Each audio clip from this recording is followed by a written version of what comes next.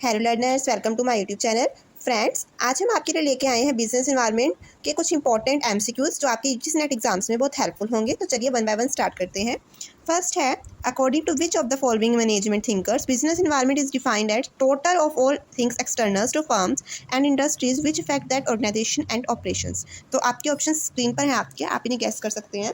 अभी आप ये प्रिपरेशन कर रहे हैं। देखिए यहाँ पर आपको जो मेन थिंग देखनी है वो है all things externals to firms and industries, यानी कि जो भी फर्म्स और इंडस्ट्रीज़ के बाहर की थिंग्स यानी एक्सटर्नल थिंग्स की बात हो रही है। तो देखिए हमने नोट्स इसके बनाए हैं अपने। इसमें जो व्हीलर है, व्हील गाड़ी का पहिया हमेशा बॉडी के बाहर एक्सटर्नल घूमता है। तो ये व्हीलर नहीं कहा था, मैंने इसे प्रॉपर नोट्स बनाए कि टोटल एक्सटर्नल थिंग केवल बिजनेस के बाहर की सभी एक्सटर्नल थिंग्स का टोटल, इसमें इंटरनल नहीं आता। तो व्हीलर हमने नाम से सोचा था कि व्हील यानी पहिया एक्सटर्नल की जो बात करते हैं वो है ऑप्शन नंबर सी, इसका करेक्ट है, बियॉन्ड ओ व्हीलर। नेक्स्ट है बिजनेस इंक्लूड, बिजनेस में ऑल इकोनॉमिक एक्टिविटीज़ इंक्लूड होती हैं। अब आपने बिजनेस इन्वायरमेंट में फॉलोइंग कंपोनेंट्स मैच करने हैं। इकोनॉमिक इन्वायरमेंट आपका एग्जिम पॉलिसी से रिलेट करता है, सोशल इन्वायरमेंट कस्टम से, पॉलिटिकल इन्वायरमेंट सोशल लॉ से, सोशल वैल्यूज से, and legal environment business law and banking sector. तो इसमें ए ही ऑप्शन आपका करेक्ट है, जिसमें ए का फर्स्ट, बी का सेकंड, सी का थर्ड, डी का फोर्थ है। ठीक है, अगर आपको कंप्लीट एक्सप्लेनेशन चाहिए तो हम नेक्स्ट अभी वीडियोस डालेंगे लोग, तो उसमें आपको प्रॉपर समझाएंगे। The age of discontinuity 1969 has been authorized by. अब इसमें भी जो है पीटर ड्रकर 1969 में इन्होंने age of discontinuity of forces, अचानक आने वाला बड़ा बदलाव। तो इसमें पीटर ड्रकर जो है वो एक ड्राइवर हैं जिन्होंने कहा है कि जैसे हम अचानक ब्रेक मारते हैं ऐसे बिजनेस में भी डिसकॉन्टिन्यूटी आ जाती है। तो इसका जो करेक्ट आंसर है वो है सी, पीटर एफ ड्रकर।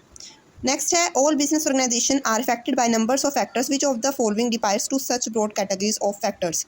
अब इसमें दो फैक्टर्स आते हैं जिससे हमारा बिजनेस इन्वायरमेंट अफेक्टेड होता है, वो है इंटरनल एंड एक्सटर्नल। ये भी मैं आपको डिटेल में समझाऊंगी, भी हमारी वीडियोस आएंगी बिल्कुल free of cost.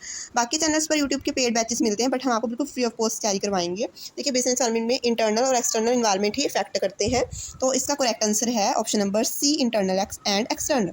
Which of the following types of risk can be attributed to macro variables and is usually beyond the control of the business। Business से कंट्रोल हमारा सिस्टमैटिक रिस्क होता है जो कंट्रोल में ही नहीं होता।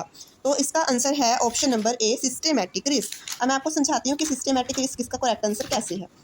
देखिए जो सिस्टमैटिक रिस्क होता है, जैसे कि रिसेशन आ जाती है, किसी भी ऑर्गेनाइजेशन में मंदी आ जाती है, तो सभी इफेक्ट होते हैं। तो ये एक सिस्टमैटिक रिस्क होता है। यहाँ पर आप रिस्क देख सकते हैं सिस्टमैटिक, इसका इफेक्ट सभी बिजनेस पर पड़ता है, जैसे कि रिसेशन।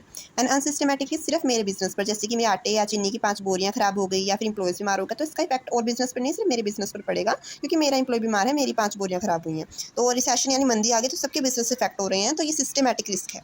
ओके फ्रेंड्स, अगर आपको हमारी वीडियो अच्छी लगी हो, नॉलेजेबल लगी हो, तो प्लीज़ हमारे चैनल को लाइक एंड सब्सक्राइब कीजिए for UGC net preparation commerce.